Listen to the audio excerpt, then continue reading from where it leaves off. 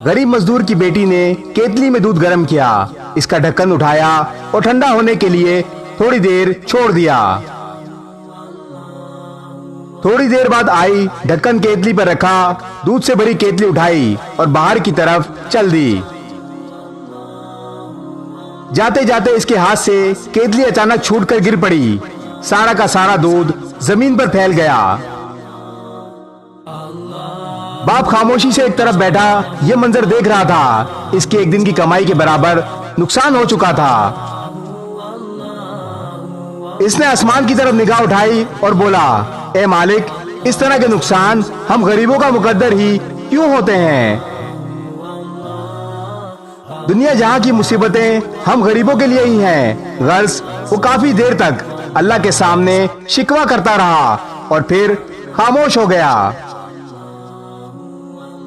थोड़ी देर बाद अचानक इसने अजीब मंजर देखा। एक बिल्ली आई और इसने जमीन पर फैला दूध चाटना शुरू कर दिया। जब वो जाने के लिए मुड़ी तो एकदम लड़खड़ाई और जमीन पर गिरकर लोटपोट होने लगी। वो शख्स भाग कर पहुंचा, लेकिन इसके पहुंचने से पहले बिल्ली दम तोड़ चुकी थी। उसे सदमा हुआ, यकीनन अनजाने में दूध में कोई जहरीली चीज शामिल होगी।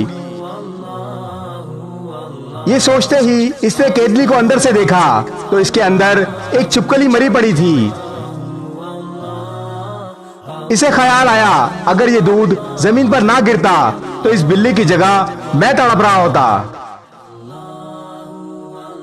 फौरन रब की रहमत का एहसास हुआ। निदामत के आंसू गिरने लगे। वो बैठे बैठे जमीन पर सजदा रेज हो गया।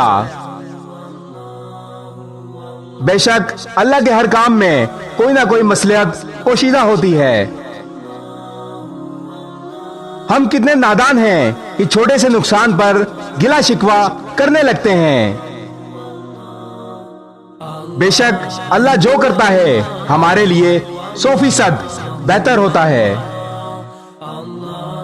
इस वीडियो को शेयर जरूर करें। हो सकता है आपके एक शेयर से ये बात किसी के दिल में उतर जाए।